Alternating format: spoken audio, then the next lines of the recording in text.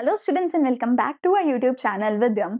मैं हूं Anshita Jindal, graduate from your dream commerce college SRCC. आज है हमारे गवर्नमेंट बजट वाले चैप्टर का वन शॉट लेक्चर। मुझे one of the easiest chapters ये लगता है। Very very easy, very very easy chapter है। बहुत ही सिंपल सी चीजें हैं। गवर्नमेंट बजट के ऑब्जेक्टिव्स का एक क्वेश्चन तो भैया पेपर लीक क्वेश्चन है कि उसका क्वेश्चन आता ही आता है। गवर्नमेंट बजट के जो ऑब्जेक्टिव्स हैं 6-7 पॉइंट है, उसमें से पहले 2 पॉइंट्स पे आता है या फिर किसी से भी आ सकता है। मतलब मेजरली पहले 2 से आता है, पर सारे ही जो गवर्नमेंट बजट के ऑब्जेक्टिव्स हैं वो बहुत ही ज्यादा इंपॉर्टेंट है। तो गलती से भी वो तो मिस नहीं करने हैं। बाकी पूरा चैप्टर मैं करवाऊंगी। डेफिसिट से भी क्वेश्चन बन जाता है, कहीं ना कहीं से बनता है।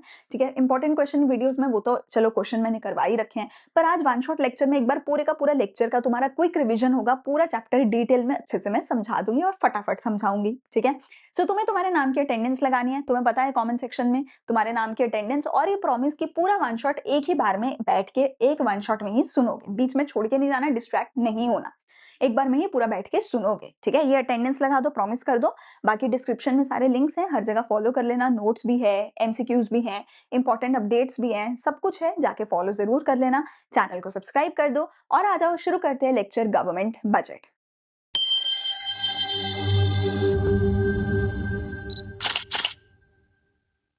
तो स्टार्ट करते हैं हमारा चैप्टर गवर्नमेंट बजट का। बहुत ही सिंपल चैप्टर है एंड पूरे चैप्टर में से सिर्फ और सिर्फ एक क्वेश्चन है जो सबसे ज्यादा इंपॉर्टेंट है, जो गारंटीड आता है 4 नंबर का। वो क्या है? गवर्नमेंट बजट के ऑब्जेक्टिव्स। ठीक है, वो मैं अच्छे से करवाऊंगी भी। सबसे पहले समझ लेते हैं गवर्नमेंट बजट का मतलब क्या है। तो हर साल 1 को हमारे देश के जो फाइनेंस मिनिस्टर होते हैं वो हमारे ही देश के लोकसभा में जाते हैं और वहां पे जाके एक स्पीच देते हैं, लंबी चौड़ी स्पीच देते हैं, जिसको बोला जाता है बजट स्पीच। ठीक है, मैंने क्या बोला? हर साल 1 को हमारे देश के फाइनेंस मिनिस्टर पार्लियामेंट में, लोकसभा में जाते हैं और बजट स्पीच देते हैं। ठीक है, अगर तुम फोटो देखोगे गूगल पे तो तुम्हें मिल जाएगी कि निर्मला सीतारमन है, हर साल ऐसे रेड कलर का एक इतना बड़ा डॉक्यूमेंट उठा के जाती हैं, वो बजट स्पीच देती हैं। ठीक है, ये एवरी ईयर होता है। ठीक है, ये एवरी ईयर होता है। ठीक है, उस स्पीच के अंदर वो बताती हैं हमारे देश की सरकार का बजट। ऐसा नहीं है कि जो उस दिन बोल दिया वो फाइनल हो गया, फिर उसके ऊपर पार्लियामेंट में, लोकसभा में, राज्यसभा में डिस्कशन होती है। फेब्रवरी 1 को ये हुआ। फेब्रवरी और मार्च का महीना उस पर डिस्कशन होती है और 1 अप्रैल को फाइनली जो जो फाइनल होता है उस पूरे बजट में से वो इंप्लीमेंट हो जाता है हमारे देश के अंदर। ठीक है, तो गवर्नमेंट बजट इस तरीके से हमारे देश में आता है। गवर्नमेंट बजट क्या होता है? It is an annual statement showing time wise estimate of receipt and expenditure during a fiscal year. ये डेफिनेशन है, एज इट इज तुम्हें रट्टा मारनी पड़ेगी। ठीक है, कहते हैं जैसे तुम अपने घर का भी तो बजट बनाते हो ना, तुम अपने घर का भी तो बजट बनाते हो ना, तुम उस बजट में क्या लिखते हो कि आने वाले 1 साल में मेरी कितनी सैलरी आएगी। मेरी हर महीने की लेट्स से 50,000 रुपए की सैलरी आएगी। उस 50,000 में से हर महीने 10,000 का रेंट जाएगा, हर महीने 10,000 खाने पे खर्चा होगा, हर महीने 10,000 का इंस्टॉलमेंट जाएगा, ब्ला ब्ला ब्ला। ठीक है ना, और फिर फाइनली हमारे पास इतना इतना पैसा बचेगा। ठीक है ना, बजट में तुम भी तो यही करते हो ना, अपने टोटल इनकम लिखते हो, अपने खर्चे लिखते हो एंड फाइनली देखते हो कि टोटल इनकम में से कितना पैसा कहाँ जाएगा, कितना पैसा कहाँ जाएगा। सरकार भी यही करती है, अपने बजट के अंदर लिखती है कि मेरे पूरे साल में मेरे पास कितना पैसा आएगा, उस पैसे का मैं क्या करूंगी, कितना कहाँ पे पैसा खर्च करूंगी। ठीक है, लेकिन ये जो वैल्यूज होती है ये एस्टिमेटेड वैल्यूज होती है। क्यों? क्योंकि तुम बजट एडवांस में बनाते हो आने वाले साल के लिए। पहले बजट बनाया जाता है ना कि अगले 1 साल में मेरी इतनी इनकम होगी। अब जरूरी तो नहीं उतनी ही हो, वो तो तुम्हारी नौकरी भी जा सकती है, कुछ भी हो सकता है। तो ये एस्टिमेटेड फिगर्स होती है आने वाले 1 साल के लिए कि आने वाले 1 साल में कितना इनकम एंड एक्सपेंस होगा। दूसरी चीज, इसमें जो पिछला साल होता है, पिछले साल की भी परफॉर्मेंस बताई जाती है कि पिछले साल हमने कितने का बजट रखा था और कितना एक्चुअल में खर्च हुआ। तो पिछले साल का एक्चुअल फिगर बताया जाता है और आने वाले 1 साल का estimated figure receipt and expenditure का वो बताया जाता है हमारे बजट के अंदर। ठीक है, अब बजट के ना अलग अलग ऑब्जेक्टिव्स होते हैं जिसका क्वेश्चन आना बहुत ही ज्यादा गारंटीड होता है। केस स्टडी बेस्ड क्वेश्चन आता है कि अगर गवर्नमेंट ने ऐसा किया तो अपने कौन से ऑब्जेक्टिव को फुलफिल किया ये काम करके। ठीक है, तो यहाँ पर अलग अलग ऑब्जेक्टिव्स है, एक एक करके समझते हैं। सबसे पहला होता है reallocation of resource. Reallocation of resource का क्या मतलब होता है कि तुम अमीरों वाले एरिया से लेके अर्बन एरिया से पैसा लेके रूरल एरिया में लगा रहे हो। सरकार अपना सारा पैसा वहां लगाए जहां प्रॉफिट हो रहा है? जी नहीं, वहां नहीं। सरकार अपना सारा पैसा वहां लगाए जहां पर रूरल एरिया के लोग हैं, जहां पर पुअर लोग हैं, उन लोगों को पैसा दे सरकार और वहां पे एसेट बनाए, रोड बनाए, बिजली, एजुकेशन, ये सब कुछ सरकार दे ताकि गरीबों का अपलिफ्टमेंट हो। ठीक है, तो सरकार अपने सारे रिसोर्सेज को रीएलोकेट करे। प्रॉफिट वाली जगह से निकाल के वहां लगाए जहां पर गरीबों का भला हो। ठीक है, प्राइवेट सेक्टर तो इस जगह पे आएगा नहीं क्योंकि यहाँ पे प्रॉफिट होगा नहीं, तो इस जगह पे किसको काम करना पड़ेगा? सरकार को काम करना पड़ेगा। तो सरकार जो है, government directs the allocation in a manner such that there is a balance between profit and social welfare. तो सरकार बैलेंस बनाए प्रॉफिट के बीच में और सोशल वेलफेयर के बीच में। प्राइवेट सेक्टर तो यहाँ पे काम नहीं करेगा ना, तो गवर्नमेंट को ही तो काम करना पड़ेगा इन एरियाज में। गवर्नमेंट ही जो है वो इन एरियाज में टैक्स कंसेशन दे दे, सब्सिडीज दे दे। अब देखो ये एज इट इज वर्ड लिखे आएंगे कि अगर गवर्नमेंट ने रूरल एरिया में टैक्स कंसेशन दिया, सब्सिडी दिया, तो वो क्या कर रही है? रीएलोकेशन ऑफ रिसोर्सेज कर रही है। गवर्नमेंट जो है हार्मफुल गुड्स ना बनाने दे, जैसे कि सिगरेट, दारू सुट्टा, इन पे सरकार लगाए बहुत भारी टैक्स, और पढ़ाई पे लगाए कम टैक्स, पढ़ाई पे टैक्स हटा दे। ठीक है ना? इससे क्या होगा? कुछ चीजों का प्रोडक्शन कम हो जाएगा, जैसे अगर ड्रिंकिंग पे, दारू पे बहुत ज्यादा टैक्स है तो उसका प्रोडक्शन कम हो जाएगा, और जिस चीज पे टैक्स नहीं है उसका प्रोडक्शन बढ़ने लग जाएगा। तो इस तरीके से गवर्नमेंट एक जगह से दूसरी जगह पे अपने रिसोर्सेज को रीएलोकेट कर सकती है। अगला आता है redistribution of income and wealth. अब रीएलोकेशन ऑफ रिसोर्स में गवर्नमेंट का मेजर फोकस था एसेट क्रिएट करने पे, कि रूरल एरियाज में जो है जो फैक्ट्रीज लगाई जाएं वो ड्रिंकिंग वगैरह की ना हो, वो खादी वगैरह प्रोडक्ट्स की हो। एसेट के ऊपर मेन फोकस था कि जो भी रोड बना रहे हैं रूरल एरिया में बनाएं, टैक्सेस उन एरियाज में कम लगाएं ताकि वहां पे एसेट बिल्ड हो सके, वहां पे प्रोडक्शन हो सके, वहां पे इन्वेस्टमेंट हो सके, अपलिफ्टमेंट हो सके। फिर है कि जो गरीब है सिर्फ उसका एसेट नहीं, उसकी इनकम भी, उसकी वेल्थ भी बढ़ानी है, उसकी वेल्थ भी बढ़ानी है। अमीरों से उनकी इनकम ले लो, अमीरों के ऊपर टैक्स लगा दो और उनकी इनकम ले लो, और जो गरीब है उसका टैक्स कम कर दो, उस पे इनकम टैक्स मत लगाओ और उसकी इनकम को बढ़ा दो। उससे तुम क्या करोगे? इनकम की रीडिस्ट्रीब्यूशन करोगे। तो इकोनॉमिक इनइक्वालिटी तो है कि अमीर बहुत अमीर है, गरीब बहुत गरीब है, इसलिए गवर्नमेंट क्या करे? प्रोग्रेसिव टैक्सेशन करेगी। अब प्रोग्रेसिव टैक्सेशन किसके अंदर आएगा? इनकम रीडिस्ट्रीब्यूशन में। कि गवर्नमेंट क्या करेगी? जो जितना ज्यादा इनकम उतना ज्यादा टैक्स, जितनी कम इनकम उतना कम टैक्स, और अगर बहुत कम इनकम है तो कोई टैक्स नहीं लगेगा। इस चीज को प्रोग्रेसिव टैक्सेशन बोलते हैं। तो सरकार प्रोग्रेसिव टैक्स लगाए लोगों की इनकम पे, ताकि इनकम जो है वो अमीरों से निकल के किसके पास चली जाए? गरीबों के पास चली जाए। फिर पब्लिक डिस्ट्रीब्यूशन सिस्टम। कहते हैं कि जो लोग हैं ना उनके पास इनकम है, इनकम को कहाँ खर्च करें? या तो खर्चा करेंगे उससे, या तो इन्वेस्टमेंट करेंगे। अगर सारा पैसा खर्च कर दिया तो इन्वेस्ट नहीं करोगे। तो सरकार कहती है कि गरीबों, तुम्हें खर्चा करने की जरूरत नहीं है। तुम्हारा रोटी का, राशन का, इन चीजों का खर्चा सरकार उठाएगी। तो तुम अपने पैसे कमाओ और उस पैसे को इन्वेस्ट करो, उससे एसेट बनाओ, रिटर्न लेकर आओ उस पैसे से। ठीक है, तो गवर्नमेंट कहती है कि जो गरीब है पहले तो उसकी इनकम बढ़ाओ, है ना, उसको कम टैक्स लगाओ, अमीर पे ज्यादा टैक्स लगाओ, इनकम इनइक्वालिटी कम करो, और फिर गरीब का खर्चा भी कम करो, कि गरीब को सब्जी सब्जी राशन सस्ते रेटों पे दे दो, अमीर को मत दो। ठीक है, और गरीब जो है, गरीबों को जो है सब्सिडी मिले, ओल्ड एज पेंशन मिले, सोशल सिक्योरिटी मिले, ये सब कुछ मिले। ठीक है जी, तो गरीब को रीएलोकेशन ऑफ रिसोर्स भी करो और गरीब की इनकम रीडिस्ट्रीब्यूशन भी करो गरीबों के लिए। ये दोनों पॉइंट जो थे मेजर थे, इंपॉर्टेंट थे, इन दोनों पे ज्यादा क्वेश्चन बनते हैं। ठीक है, याद रखना, पहले में थोड़ा एसेट डिस्ट्रीब्यूशन की बात हो रही है, दूसरे में इनकम डिस्ट्रीब्यूशन की बात हो रही है। ठीक है, अब आगे और बहुत सारे पॉइंट है, एक एक करके जल्दी से समझ लेते हैं। चलो, अगला पॉइंट हमें बोलता है डायरेक्ट इकोनॉमिक ग्रोथ। अब देखो यहाँ तक दो इंपॉर्टेंट पॉइंट्स थे, वो दोनों कर लिए हैं, मेजरली क्वेश्चन उसी में से बनेगा। आगे जितने भी पॉइंट्स हैं ये थोड़े कम इंपॉर्टेंट है, लेकिन ऑब्वियसली करने तो अच्छे से हमें पढ़ेंगे।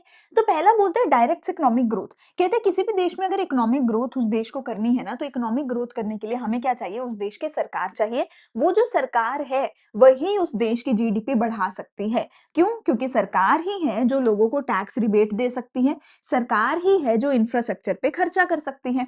अगर तुम लोगों को टैक्स रिबेट दोगे तो लोगों के पास ज्यादा पैसा बचेगा बाजार में जाके खर्च करने के लिए, जिससे डिमांड ज्यादा होगी तो प्रोडक्शन भी ज्यादा होगी। ठीक है ना, सेविंग्स, इन्वेस्टमेंट सब कुछ एनकरेज होगा इससे। अगर सरकार इंफ्रास्ट्रक्चर पे खर्चा करे तो जो प्राइवेट सेक्टर है वो भी फिर आगे जाके बहुत मोटिवेट होगा कि हाँ, सरकार ने अच्छी सड़कें बना दी, बिल्डिंग बना दी, फैक्ट्री है, सब कुछ है, मैं जाके बिजनेस कर लेता हूँ। तो प्राइवेट सेक्टर भी मोटिवेट होगा अगर सरकार इंफ्रा पे खर्चा करेगी। तो अगर सरकार अपने बजट में बोलती है कि मैं टैक्स रिबेट देती हूँ, मैं इंफ्रास्ट्रक्चर पे खर्चा करूंगी, तो इन चीजों से देश की इकोनॉमिक ग्रोथ हो सकती है। ठीक है। अगला आता है इकोनॉमिक स्टेबिलिटी। कहते हैं कि देश में प्राइस को स्टेबल रखने के लिए, डिमांड सप्लाई कम ज्यादा करने के लिए, इन्फ्लेशन या डिफ्लेशन को, किसी भी तरीके की फ्लक्चुएशन को प्रिवेंट करने के लिए, हेल्प करने के लिए, उस केस में कौन आती है? हमारी सरकार। कैसे रखती है सरकार स्टेबल? ये तो चैप्टर 9 में तुमने पढ़ा है ना अभी, एक्सेस एंड डेफिसिट डिमांड वाले चैप्टर में, कि भैया अगर हो एक्सेस डिमांड, सो गवर्नमेंट क्या करेगी? गवर्नमेंट टैक्सेस बढ़ा देगी ताकि लोग डिमांड ना कर सकें।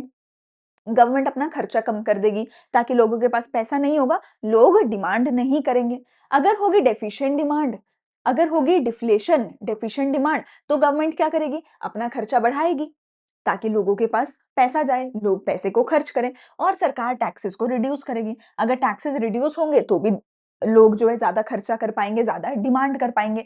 तो इन्फ्लेशन एंड डिफ्लेशन को कंट्रोल करने के लिए गवर्नमेंट अपने खर्चे को कम ज्यादा करती है, टैक्स को कम ज्यादा करती है, और ये सब कुछ करती कब है? अपने बजट के अंदर, बजट में बताती है ये सब। अगला है अपनी सरकारी कंपनियों का ध्यान रखती है। सरकारी कंपनियों का जो बजट है वो भी इसी बजट के अंदर अलॉट होता है। इसी बजट के अंदर बताया जाता है कि हमारी जो सरकारी कंपनियां हैं उनका पैसा कितना कहाँ से आएगा, कहाँ पे लगेगा। जैसे कि railway, post office, electricity, natural gas, oil, steel, इन सब की सरकार की बड़ी बड़ी सरकारी कंपनियां हैं, उनका बजट भी गवर्नमेंट बजट में बताया जाता है। रिड्यूसिंग रीजनल डिस्पैरिटी, अमीर और गरीब का भेदभाव कम करना, अर्बन एरिया में कम पैसा लगाना, रूरल एरिया में, बैकवर्ड रीजन में ज्यादा पैसा लगाना, वहां पे ज्यादा इन्वेस्ट करना। ओके, सो रिकॉर्डिंग बंद हो गई थी बीच में। आई थिंक हम यहीं पर प्रोबेबली बात कर रहे थे। सो आई वाज टेलिंग यू कि गवर्नमेंट क्या करती है? अर्बन एरिया में कम पैसा लगाती है, रूरल एरिया में ज्यादा पैसा लगाती है, ताकि जो बैकवर्ड रीजन है वो भी हमारे जो है डेवलप हो सके। जो बैकवर्ड रीजन है वहां पर भी लोग जो है गरीबी से बाहर निकल सके। ठीक है।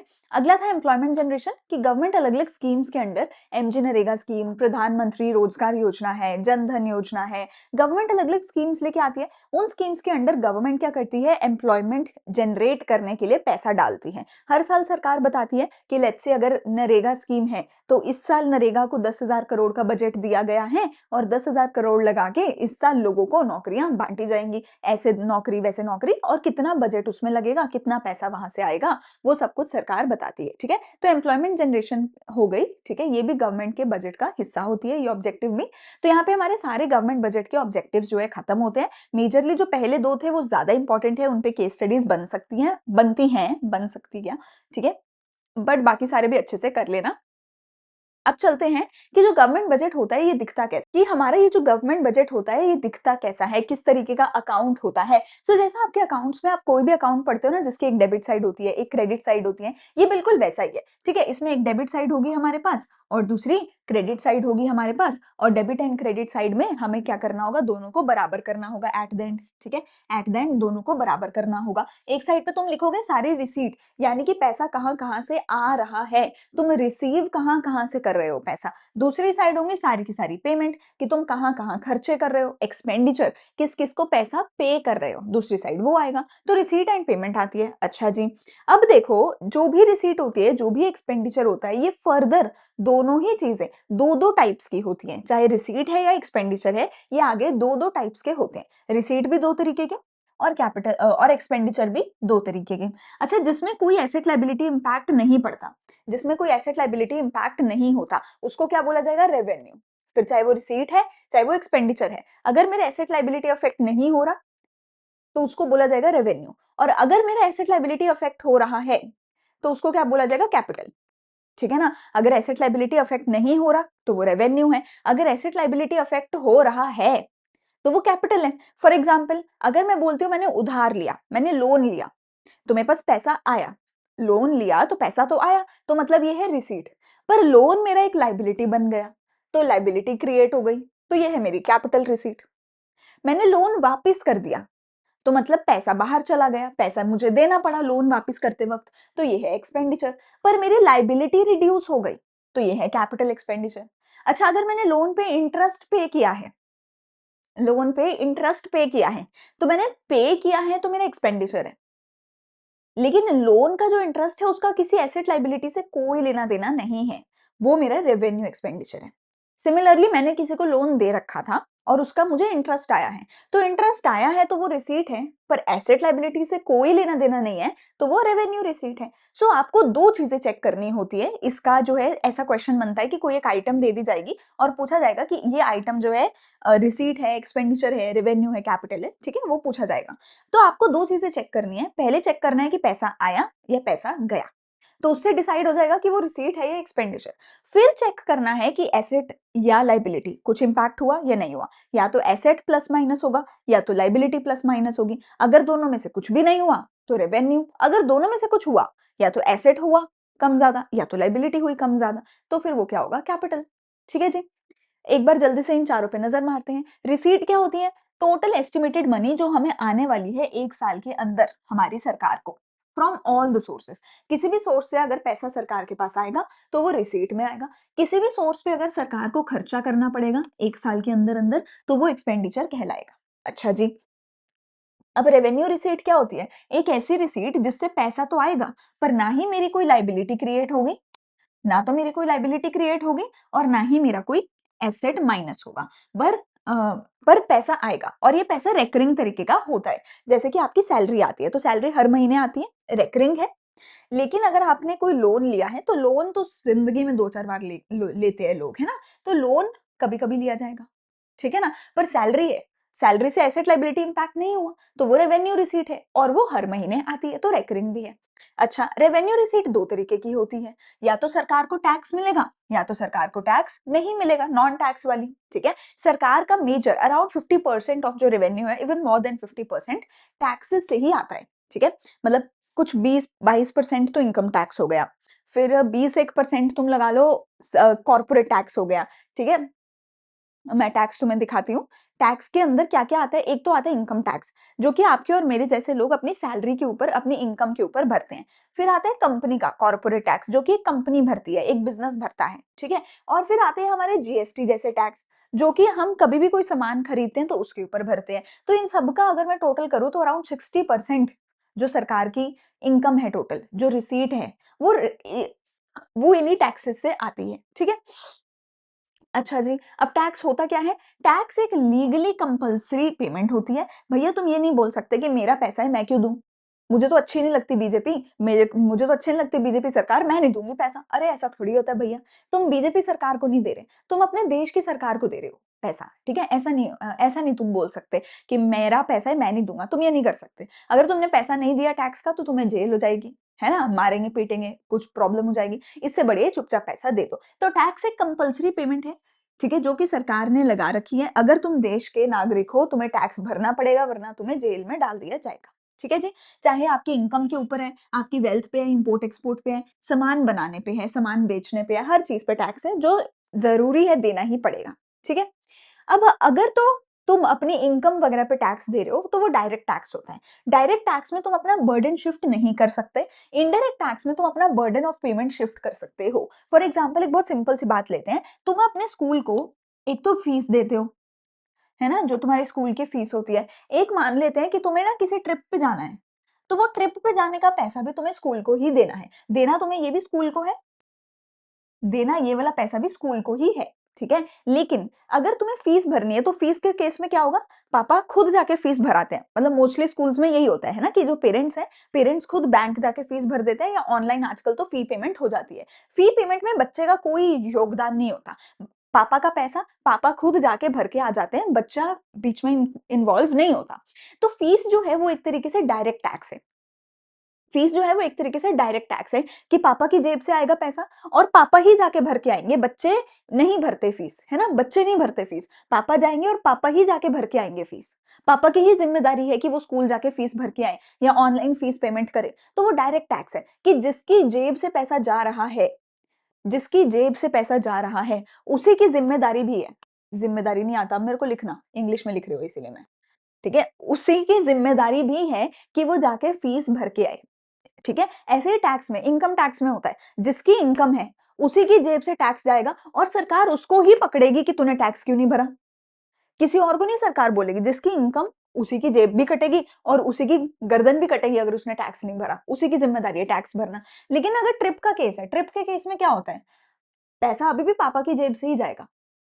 पैसा अभी भी पापा की ही जेब से जाएगा। लेकिन क्या अब पापा आएँगे स्कूल में ट्रिप का पैसा देने? नहीं, तुम पापा को बोलोगे पापा ट्रिप का पैसा चाहिए, पापा दे देंगे, तुम जाके मैडम को डिपॉज़िट करा दोगे। तो इस केस में जेब तो पापा की कटी, लेकिन मैडम को जाके डिपॉज़िट तुमने करवाया, ठीक है ना? तो इस केस में जेब तो किसी और की कटती है, जेब किसी और की कटती है, जो बेसिकली किसकी कटती है? कस्टमर की। पर एक्चुअल में ज़िम्मेदारी किसकी होती है? ज़िम्मेदारी किसकी होती है? उसको गवर्नमेंट के पास डिपॉज़िट करवाने की ज़िम्मेदारी होती है कंपनी की, बिज़नेसमैन की। मतलब कि पैसा देना किसको पड़ता है? कस्टमर को। लेकिन अगर सरकार के पास जीएसटी डिपॉज़िट नहीं हुआ, तो सरकार आके इसको नहीं पकड़ेगी। सरकार इसको पकड़ेगी कि हाँ, मेरा जीएसटी दे, तूने मेरे को जीएसटी क्यों डिपॉज़िट नहीं कराया, ठीक है? तो इस केस में जिसकी जेब कटती है, उसी की गर्दन भी कटती है, उसी को डिपॉज़िट करवाना पड़ता है। इस केस में पैसा तो कस्टमर देता है, पर कस्टमर किसको देता है? बिज़नेस को, और बिज़नेस की ज़िम्मेदारी है कि वो सरकार को दे। अगर बिज़नेस ने नहीं दिया, तो सरकार बिज़नेस को पकड़ेगी, कस्टमर को नहीं पकड़ेगी। ठीक हो गई बात? तो ये हो गया अपना इनडायरेक्ट टैक्स। इनडायरेक्ट टैक्स में आप अपना बर्डन शिफ्ट कर सकते हो कि कस्टमर पे तुमने बर्डन शिफ्ट कर दिया टैक्स का, लेकिन डायरेक्ट टैक्स में ऐसा नहीं कर सकते। डायरेक्ट टैक्स आपकी इनकम पे लगता है, income, corporate tax, wealth, gift tax ही वो। इनडायरेक्ट टैक्स आपके गुड्स एंड सर्विसेज के ऊपर लगता है, ठीक है? इसका ये डिफरेंस है, आप देख सकते हो, ठीक है? कि इसमें ये सामान पे लगता है, ये इनकम पे लगता है, ये प्रोग्रेसिव होता है। जैसे-जैसे आपकी इनकम बढ़ती जाती है, आपका टैक्स बढ़ता जाता है। ये प्रोग्रेसिव नहीं होता है, ठीक है? और क्या-क्या टैक्सेस होते हैं, ये आप देख लो। इनकम टैक्स जो डायरेक्ट तुम्हारी इनकम पे लगेगा, कॉर्पोरेट टैक्स जो कंपनीज के प्रॉफिट पे लगेगा, कस्टम ड्यूटी जब तुम इंपोर्ट एक्सपोर्ट करवाते हो तब लगता है सामान पे, और एक्सपोर्ट इंपोर्ट पे मतलब सामान पे लग रहा है तो इनडायरेक्ट टैक्स है। ऐसे ही सामान बनाने पे एक्साइज ड्यूटी लगती है, वो भी इनडायरेक्ट टैक्स है, ठीक है?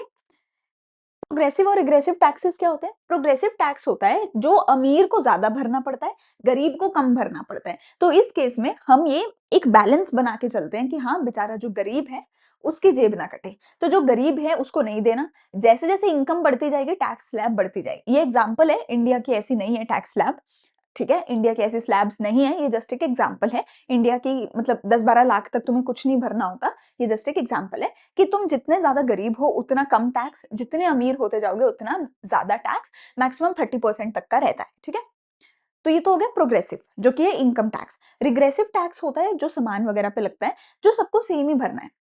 मतलब मान लेते हैं कि एक चाय पत्ती है, एक चाय पत्ती पे जो जीएसटी लगेगा, वो अमीर को भी उतना ही भरना है, गरीब को भी उतना ही भरना है। पर महँगा होने की वजह से, टैक्स की वजह से प्रोडक्ट महँगा हो जाएगा और गरीब नहीं खरीद पाएगा, ज़्यादा टैक्स की वजह से। अमीर को तो फ़र्क ही नहीं पड़ेगा जितना भी टैक्स हो।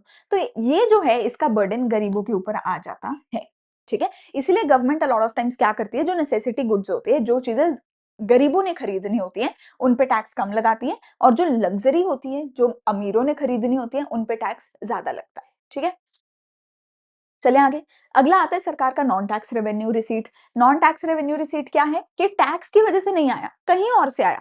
और कहाँ से आया? सरकार ने कोई तो तुमसे फीस ले ली होगी, कोई तुमसे फाइन ले लिया होगा, उस सब का होता है। जैसे अगर सरकार ने किसी को उधार पे पैसा दे रखा था, किसी स्टेट गवर्नमेंट को, यूटी को, लोकल गवर्नमेंट को, तो जिसको सरकार ने उधार दिया था, उससे इंटरेस्ट तो रिसीव करेगी ना? तो इंटरेस्ट रिसीव्ड रेवेन्यू रिसीट होती है। सरकार को अपनी सरकारी कंपनियों से डिविडेंड मिल गया, प्रॉफिट का शेयर मिल गया, तो ये भी क्या है?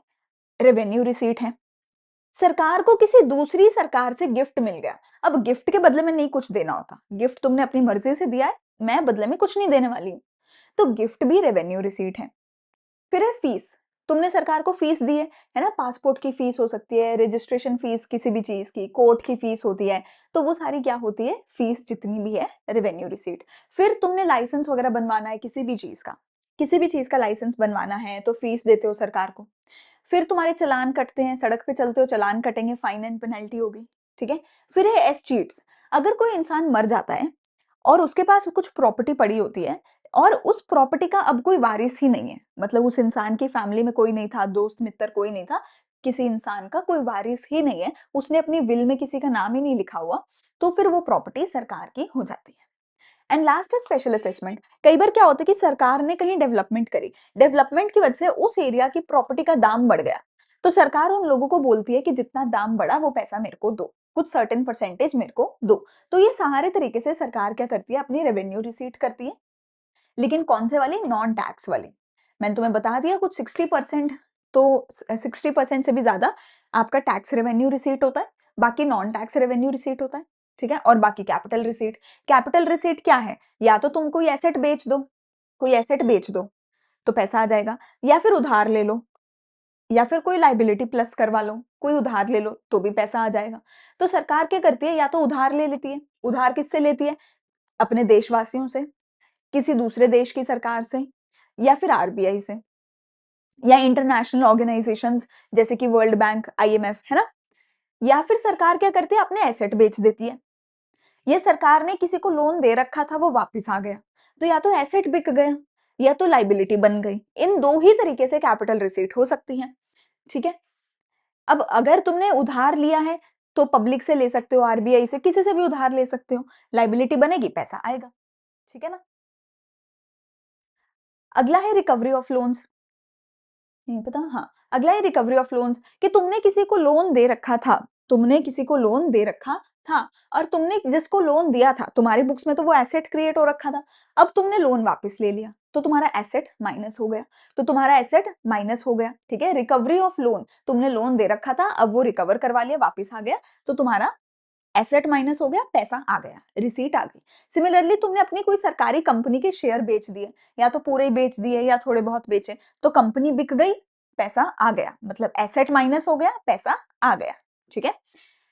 तो ये हो गए हमारे रेवेन्यू और कैपिटल रिसीट। डिफरेंस क्या है? इसमें कोई भी एसेट लायबिलिटी क्रिएट नहीं होती, इसमें होती है। ये रेकरिंग होती है, ये नहीं होता। इसमें ये एग्जांपल है, इसमें ये एग्जांपल है, आप देख सकते हैं, ठीक है जी? फिर आ जाओ एक्सपेंडिचर पे। अब एक्सपेंडिचर भी दो ही तरीके की होंगी, या तो रेवेन्यू या तो कैपिटल। रेवेन्यू एक्सपेंडिचर क्या होगा? जो तुम्हें अपने घर चलाने के लिए करने हैं। रेवेन्यू एक्सपेंडिचर क्या होगा? जो तुम्हें अपना घर चलाने के लिए करना है। देखो, खर्चा दो ही चीजों के लिए करोगे, या तो घर चलाने के लिए या तो घर बनाने के लिए। तो अगर घर चलाने के लिए खर्चा करोगे तो रेवेन्यू रिसीट, अगर घर बनाने में खर्चा करोगे तो कैपिटल सॉरी, घर चलाने में खर्चा करोगे तो रेवेन्यू एक्सपेंडिचर, है ना, रिसीट नहीं।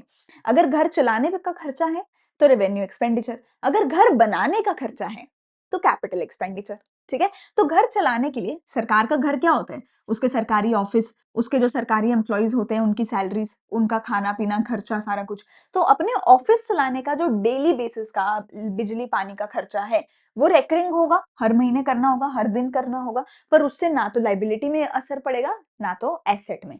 जैसे कि जैसे कि तुमने लोन ले रखा है, उस पे इंटरेस्ट पे कर दिया। अच्छा, ये भी करीब-करीब आई थिंक 10-20% हिस्सा रखती है। गवर्नमेंट का सबसे बड़ा one of the major expenditure इसी में होता है, इंटरेस्ट पेमेंट में ही होता है, ठीक है? दूसरा है सरकार सब्सिडी देती है, तुम्हें पता ही है ना? सरकार को वोट भी चाहिए होता है, तो इसलिए सरकार बहुत सारी चीजें फ्री में देती है, ठीक है? सब्सिडीज तो सरकार का खर्चा है, पर कोई एसेट नहीं क्रिएट हो रहा। फिर सरकार एजुकेशन पे, हेल्थ सर्विसेज पे रेगुलर बेस पे खर्चा करती रहती है। सरकार रूरल डेवलपमेंट पे खर्चा करती है, पेमेंट ऑफ सैलरीज पे खर्चा करती है, ग्रांट्स देती रहती है स्टेट को, यूटीज को, ठीक है? तो इन सब की वजह से सरकार का खर्चा तो हो रहा है, पर कोई एसेट क्रिएट नहीं हो रहा, ठीक है? कोई लाइबिलिटी रीपे नहीं हो रही, ठीक है? ये डेली बेसिस का खर्चा है जो सरकार अपने ऑफिस चलाने के लिए, अपनी वोट के लिए, इन सब चीजों के लिए करती है। गरीबों के भले के लिए भी ऑब्वियसली करती ही है, चलो ठीक है? फिर कैपिटल एक्सपेंडिचर। कैपिटल एक्सपेंडिचर में क्या होगा? या तो तुमने कोई एसेट क्रिएट कर लिया, मतलब घर बना लिया तो खर्चा हो गया, या कोई उधार चुका दिया तो खर्चा हो गया, है ना? कि या तो एसेट क्रिएट हो गया, घर बना लिया, या तो उधार चुकता हो गया, इसलिए खर्चा हुआ, लायबिलिटी माइनस हो गई, ठीक है? तो उस केस में कैपिटल एक्सपेंडिचर होगा। लेकिन ये नॉन रेकरिंग होता है, घर तो जिंदगी में एक बार बनता है, ठीक है ना? तो रेवेन्यू एक्सपेंडिचर, कैपिटल एक्सपेंडिचर के डिफरेंस क्या होगा? कि इसमें कोई एसेट लायबिलिटी इफेक्ट नहीं होती, इसमें होती है। ये रेकरिंग है, ये नहीं है। इसका ये एग्जांपल है, इसका ये एग्जांपल है, ठीक है? इसके एग्जांपल में ना कुछ भी लिख देना, कोई भी एसेट का नाम आ जाए, road, building, canal, dams, whatever, जो भी, किसी भी एसेट का नाम आ जाए कि सरकार ने ये चीज बनाई है, हाईवे बनाया है, ठीक है? व्हाटएवर, किसी भी एसेट का नाम आ जाए। अगर तुम्हें इतना समझ आ रहा है ना कि वो एक एसेट है, जो भी चीज का नाम लिखा है, अगर वो एक एसेट है ना, एसेट लायबिलिटी तुम्हें आता होगा, बहुत बेसिक 11th में सिखाते हैं। जो भी चीज लिखी है, अगर वो एक एसेट है ना, तो फिर वो कैपिटल एक्सपेंडिचर में आएगा, या फिर वो लायबिलिटी रीपे करी होगी। लायबिलिटी रीपे का तो सिंपल है, उधार ही तो वापस किया है, लोन ही तो चुकाया है, रीपेमेंट ऑफ लोन ही तो किया है, तो वो कैपिटल एक्सपेंडिचर में आएगा, ठीक है? तो कैपिटल एक्सपेंडिचर में क्या है, repayment of loan, loan and advances जो स्टेट वगैरह को देती है सरकार, ठीक है। कोई फिक्स एसेट खरीद लिया, किसी दूसरी सरकार को लोन दे दिया, ये सब आएगा, ठीक है। आगे कुछ एक क्वेश्चन है, वो क्वेश्चन मैं अभी नहीं करवा रही हूँ क्योंकि अभी ये वन शॉट लेक्चर है, तो क्वेश्चन के लिए आप जो है पीडीएफ ले सकते हो, टेलीग्राम से आपको मिल जाएगा, ठीक है। इसमें बेसिकली मैंने बहुत सारी एंट्रीज डाली हुई हैं कि वो एंट्रीज क्या होंगी, capital receipt, capital expenditure, revenue receipt, revenue expenditure, वो आपको बताना है, ठीक है। अब अगला मेरा आई थिंक लास्ट टॉपिक आता है, वो होता है types of budget, balance budget, surplus budget, deficit budget. Deficit budget के बारे में हमें मेजरली करना है, ये हमारा एक इंपॉर्टेंट टॉपिक है। तो देखो, अगर तुम्हारे एक्सपेंडिचर और रिसीट एक दूसरे के बराबर हैं, तो तुम्हारा बैलेंस्ड बजट है। इससे क्या होगा, जितना खर्चा किया उतना पैसा आया, जितना खर्चा उतना पैसा, तो हमें कोई दिक्कत ही नहीं होगी, इस दुनिया में कोई दिक्कत ही नहीं होगी, सारी प्रॉब्लम सॉल्व हो जाएंगी, ठीक है। तो इससे फाइनेंशियल स्टेबिलिटी रहेगी, खर्चा वेस्टफुल नहीं होगा, इकोनॉमिक ग्रोथ इससे स्लो डाउन हो जाती है, क्यों? क्योंकि सरकार खर्चा ज्यादा कर ही नहीं रही, और अगर सरकार खर्चा नहीं करेगी, लोगों के पास मनी सप्लाई नहीं आएगी, तो लोग डिमांड नहीं करेंगे, तो डेफिसिट डिमांड हो जाएगी, तो जीडीपी की ग्रोथ स्लो हो जाएगी, और डिफ्लेशन के टाइम ऐसा नहीं हो सकता। अच्छा, सरप्लस बजट में क्या होगा कि रिसीट बहुत ज्यादा है, एक्सपेंडिचर बहुत कम है, अब ये भी डिमांड कम हो जाएगी, अगर तुम खर्चा ही नहीं करोगे तो इकोनॉमी में डिमांड नहीं होगी, डिफ्लेशन के टाइम हेल्पफुल नहीं होगा। लेकिन ओवरऑल बहुत अच्छा है, इन्फ्लेशन भी सही हो जाएगी, अवॉइड वेस्टफुल एक्सपेंडिचर भी होगा, और सरकार को इंटरेस्ट नहीं पे करना पड़ेगा। समझ लो, ओवरऑल तो बहुत अच्छा है। लेकिन इस दुनिया की हर सरकार हर वक्त डेफिसिट बजट में ही रहती है, इस दुनिया की हर सरकार हर वक्त डेफिसिट बजट में ही रहती है।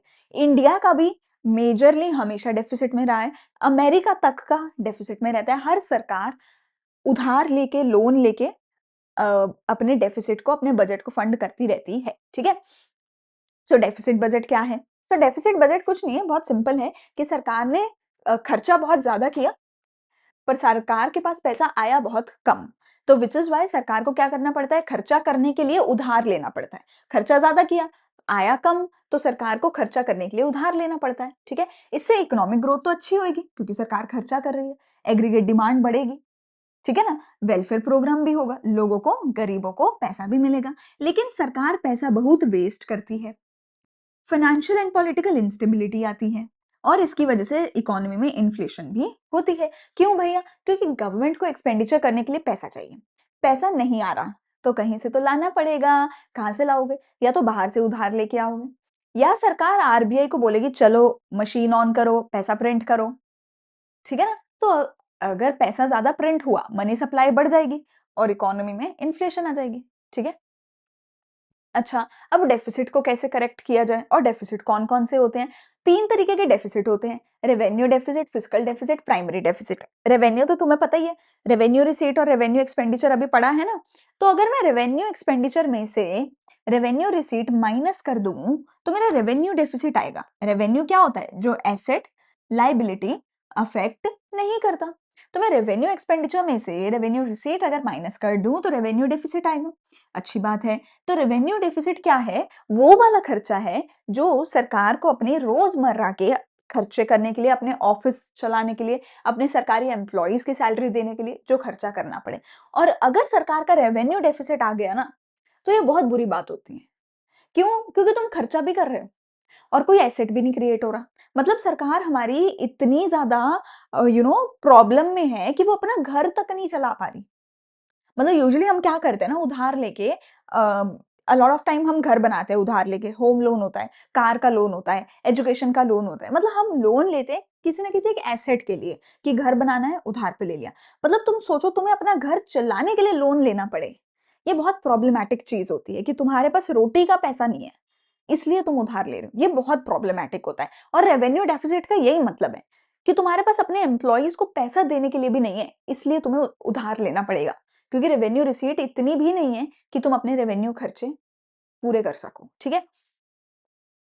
तो इससे क्या होता है, इंप्लीकेशन ऑफ रेवेन्यू डेफिसिट। अगर रेवेन्यू डेफिसिट हुआ तो सरकार क्या करेगी? या तो अपना कोई एसेट बेचेगी, अपनी कोई कंपनी का शेयर बेचेगी, या फिर सरकार अपने सिर पे उधार और लेती रहेगी, लाइबिलिटी बढ़ाती रहेगी, उधार लेती रहेगी, ठीक है। और ये सरकार के लिए एक वार्निंग सिग्नल है भैया, कि कुछ तो करो, या तो खर्चे कम करो या तो टैक्स बढ़ाओ, अपनी रिसीट बढ़ाओ, ठीक है। तो यहाँ पे तुम देख सकते हो क्या है सरकार के पास, ये रेवेन्यू रिसीट है, ये रेवेन्यू एक्सपेंडिचर है। तुम देख सकते हो रेवेन्यू रिसीट कितनी है टोटल 2000, रेवेन्यू पेमेंट है 3000, तो रेवेन्यू डेफिसिट है 1000, तुम यहाँ पे देख सकते हो, ठीक है। अच्छा, फिर फिस्कल डेफिसिट क्या होता है? फिस्कल डेफिसिट होता है टोटल। फिस्कल डेफिसिट होता है कि टोटल, अगर मैं टोटल एक्सपेंडिचर में से टोटल रिसीट माइनस कर दूं तो वो फिस्कल डेफिसिट होता है। टोटल एक्सपेंडिचर क्या होता है? जिसमें रेवेन्यू वाला भी आ गया, कैपिटल वाला भी आ गया।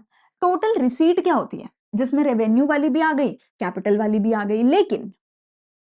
लेकिन टोटल रिसीट में से मैं कैपिटल डेट रिसीट हटा देती हूँ। मतलब टोटल रिसीट में से मैंने जितना भी बोरो किया है मैं वो हटा देती हूँ। क्यों हटा देती हूँ भैया? तुम यहाँ पे देखो बेटा कि हमारे पास पैसा आया 2000, एक्सपेंडिचर हुआ 3000, ठीक है। ये तो रेवेन्यू की बात हुई, रेवेन्यू 2000 इधर है 3000। कैपिटल की बात करें तो एसेट खरीदा 3500, लोन रीपे किया 2500 का, तो ये कितना हो गया? 3 4 5 6000। अब अगर मैं यहाँ से डेट हटा दूं, इसमें से मैं डेट हटा दूं, तो ये है 5700। तो अब देखो मेरा वो कितना आया, डेफिसिट कितना आया? ये हो गया 6 और 3 9000, ये हो गया 7700। तो मेरा टोटल डेफिसिट आया 1300 का। तो मेरा टोटल डेफिसिट कितने का आया? 1300 का, है ना। ये हो गया 6 और 3 9000, ये हो गया, और ये कितना हो गया? 57 प्लस 2 7700। तो 9000 में से 77 माइनस किया तो 1300 का मेरा डेफिसिट आ गया। अच्छा जी, इसका मतलब है मेरे पास 1300 रुपए कम पड़ रहे हैं खर्चा करने के लिए। तो खर्चा करने के लिए मुझे कितने पैसे चाहिए? मुझे चाहिए 1300 रुपए। अब वो पैसे कहाँ से आएंगे? खर्चा करने के लिए वो 1300 रुपए कहाँ से आएंगे? उधार से आएंगे। तो कैन यू सी कि जो मेरा डेट है वो एग्जैक्टली उतना ही है जितना मेरा फिस्कल डेफिसिट था। जो मेरा फिस्कल डेफिसिट था, जितना भी मेरा फिस्कल डेफिसिट था, उतना ही पैसा जो है मेरा टोटल बोरोइंग्स भी है। यानी कि जितना भी मेरा टोटल डेफिसिट आता है, उस डेफिसिट को मैं क्या करती हूँ? बोरो करके फंड करती हूँ, कहीं ना कहीं से उधार लेके फंड करती हूँ। इसीलिए जब हम फिस्कल डेफिसिट निकालते हैं तो उसमें बोरोइंग्स ऐड नहीं करते, क्योंकि अगर बोरोइंग्स ऐड कर दिया तो तुमने 1300 रुपए भी अगर ये ऐड कर दिया, फिर तो ये 9000 और 9000 बैलेंस आउट हो जाएगा, फिर तो डेफिसिट ही नहीं आएगा। तुम बोलोगे बल्ले बल्ले सरकार के डेफिसिट ही नहीं है। So you can't add debts, right? Only then you will be able to find out the fiscal deficit. And fiscal deficit जितना भी आएगा उतना ही तुम्हारा टोटल डेट होगा। अगर क्वेश्चन में डेट पहले ही दे रखा है, सो यू अंडरस्टैंड कि जितना डेट है उतना ही फिस्कल डेफिसिट आना चाहिए, तभी तुम्हारा क्वेश्चन सही माना जाएगा। और क्वेश्चन में अगर डेट दे भी रखा है तो भी उस डेट को ऐड नहीं करोगे, सिर्फ क्या करोगे? जितना भी टोटल एक्सपेंडिचर है उसमें से माइनस करोगे टोटल रिसीट। पर टोटल रिसीट में डेट को काउंट नहीं करना, टोटल रिसीट में डेट को काउंट नहीं करना। ठीक है जी, चलें आगे। ये हो गया फिस्कल डेफिसिट जो हमेशा बोरोइंग के बराबर होगा। फिस्कल डेफिसिट से मुझे क्या पता चलता है? कि सरकार को उधार लेना पड़ेगा इतना, और उधार पे उधार चलता रहेगा, ठीक है, जिसकी वजह से डेट ट्रैप में फंस जाती है सरकार। अच्छा, हमें ये भी पता चलता है कि इससे मनी सप्लाई और बढ़ेगी, क्योंकि अब सरकार के पास और डेट से पैसा आएगा, या तो बाहर से, या तो सरकार पैसा प्रिंट कराएगी आरबीआई से, ठीक है ना। तो मनी सप्लाई बढ़ेगी, इन्फ्लेशन बढ़ेगी, और फॉरेन डिपेंडेंस हमारी बढ़ेगी, क्योंकि लोन तो भैया हम मोस्टली बाहर से ही लेते हैं, तो फॉरेन डिपेंडेंस हमारी बढ़ जाती है। ठीक है जी, तो तुम यहाँ पर देख सकते हो, ये मैंने दिखा दिया आपको। 1300 का डेट है, ठीक है, और 1300 का ही आपका जो है फिस्कल डेफिसिट है, अगर मैं बोरोइंग्स को इंक्लूड नहीं करूं तो। ओके जी, लास्ट मेरे पास आता है प्राइमरी डेफिसिट। प्राइमरी डेफिसिट कहता है भैया सरकार ना डेफिसिट में थी।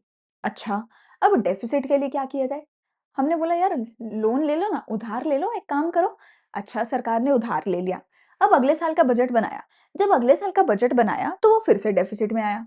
तो हमने बोला ये बार बार डेफिसिट क्यों आ रहा है? अभी पिछली बार भी तो लोन लेके चुकाया था पैसा, इस बार फिर से लोन ले ले। तो सरकार कहती एक्चुअली जो पिछली बार लोन लिया था ना वही वाले लोन का इंटरेस्ट पे करना है।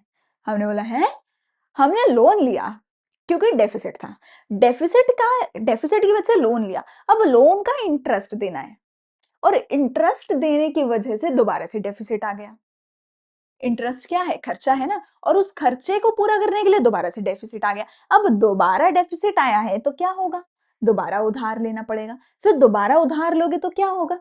दोबारा इंटरेस्ट देना पड़ेगा, और इंटरेस्ट नहीं चुका पाओगे तो क्या होगा? डेफिसिट। तो ये बन गया है एक विशियस साइकिल कि तुम्हारा आएगा डेफिसिट, तुम लोगे उधार, उधार का देना पड़ेगा इंटरेस्ट, उसकी वजह से फिर से डेफिसिट, फिर से उधार। समझ गए? तो ये हो जाता है हमारा एक विशियस साइकिल और इसी साइकिल को समझने के लिए हम निकालते हैं प्राइमरी डेफिसिट। प्राइमरी डेफिसिट जो है मुझे ये बताता है कि मेरे टोटल डेफिसिट में कि टोटल डेफिसिट जितना भी आया, अगर मैं उसमें से माइनस कर दूं इंटरेस्ट पेमेंट, तो मेरा प्राइमरी डेफिसिट निकल के आएगा। मतलब मान लो मेरा टोटल डेफिसिट कितना था 1300 और मान लो कि मेरा इंटरेस्ट पेमेंट भी था 1300, तो ये माइनस करूंगी तो प्राइमरी डेफिसिट आएगा 0। इसका मतलब अगर प्राइमरी डेफिसिट 0 है, इसका मतलब कि भैया अगर मैंने उधार नहीं लिया होता तो मेरे को इंटरेस्ट ना पे करना पड़ता, और अगर इंटरेस्ट नहीं पे करना पड़ता तो मेरा डेफिसिट होता ही नहीं। अगर इंटरेस्ट ना पे करना पड़ता तो डेफिसिट होता ही नहीं। तो प्राइमरी डेफिसिट ये बताता है कि टोटल डेफिसिट में से इंटरेस्ट पेमेंट कितनी है। इससे मुझे ये पता चलेगा कि एक्चुअल में मुझे जो नया लोन लेना पड़ रहा है उसका कितना कारण है ये पुराने वाला इंटरेस्ट। मतलब इससे मुझे पता चलेगा ना क्या मेरा सच में डेट ट्रैप चल भी रहा है कि नहीं। और ये बताता है कि हाँ डेट ट्रैप चल रहा है, क्योंकि अगर ये नहीं होता तो ये नहीं होता, तो ये नहीं होता, फिस्कल डेफिसिट भी नहीं होता, तो तुम्हारा डेफिसिट होता ही नहीं, तो तुम्हें आगे से लोन कभी लेना ही नहीं पड़ता। समझ गए? तो ये क्या सिग्निफाई करता है? ये सिग्निफाई करता है कि आपको जो है it shows the borrowing requirements of the government for meeting the expenditure. अगर प्राइमरी डेफिसिट ज्यादा होगा तो आपके पास फिजिकल रिस्पॉन्सिबिलिटी ऑफ गवर्नमेंट ज्यादा होगी। अगर प्राइमरी डेफिसिट 0 है, इसका क्या मतलब है कि government has to borrow only to make interest payment. सरकार को सिर्फ इंटरेस्ट पे करने के लिए ही बोरो करना पड़ रहा है। ठीक है, no addition in existing loan, it is a signal of physical discipline. ठीक है, चलो यहां पर आपको पता चल गया फिजिकल डेफिसिट कितना है 1300, क्योंकि फिजिकल डेफिसिट डेट के बराबर होता है। इंटरेस्ट मैंने पे किया 1100, प्राइमरी डेफिसिट आया 200। मतलब सोचो अगर मैंने उधार लिया ही ना होता, अगर मैंने उधार ही ना लिया होता तो ये भी ना होता, तो मेरा डेफिसिट आता सिर्फ 200 रुपए का। पर अब मेरा डेफिसिट कितना आया 1300 रुपए का। तो अब मुझे 200 का नहीं पूरा 1300 का उधार दोबारा से लेना पड़ेगा। ठीक है जी? ठीक है जी, आ गया समझ? बस आगे कुछ एक फिर से आपके पास क्वेश्चंस है जो कि थोड़े बहुत न्यूमेरिकल टाइप क्वेश्चंस है, जो कि आप अपने आप से सॉल्व कर सकते हैं। कृपया कर भी लीजिएगा। ठीक है, लास्ट है measures to correct budget deficit. Measure क्या है भैया? या तो तुम खर्चे कम कर दो या तो पैसे ज्यादा कर लो। खर्चे कैसे कम करोगे? सब्सिडी देना बंद कर दो, नॉन प्लान्ड एक्सपेंडिचर कम कर दो। ठीक है, ट्रांसफर पेमेंट्स कम कर दो। ट्रांसफर पेमेंट क्या होता है? जो ऐसे फ्री की रेवड़ी बांटी जाती है ना, फ्री का पैसा लोगों को दिया जाता है। या फिर अपने खर्चे इनकम बढ़ाओ, या तो टैक्सेस ज्यादा कर दो, या एसेट बेच के पैसा कमा लो, या फिर आरबीआई को बोलो कि नोट प्रिंट करके दे दे, डेफिसिट फाइनेंसिंग कर लो, तो उससे पैसा मिल जाएगा। या तो पैसा आए ज्यादा तो भी डेफिसिट फंड हो जाए, या तो तुम खर्चा ही कम करो तो भी डेफिसिट फंड हो जाए। ठीक है, तो ये दो तरीके हैं डेफिसिट को फंड करने के लिए। ठीक है, यहाँ पर हमारा चैप्टर होता है खत्म। ठीक है जी, अगर कोई भी दिक्कत है, कोई भी डाउट है तो तुम कमेंट सेक्शन में पूछ सकते हो। मैं मिलूंगी अगले वीडियो में अगले चैप्टर के वन शॉट के साथ। अभी के लिए यहीं पे खत्म करते हैं। अच्छे से पढ़ाई करते रहना। Thank you, bye bye.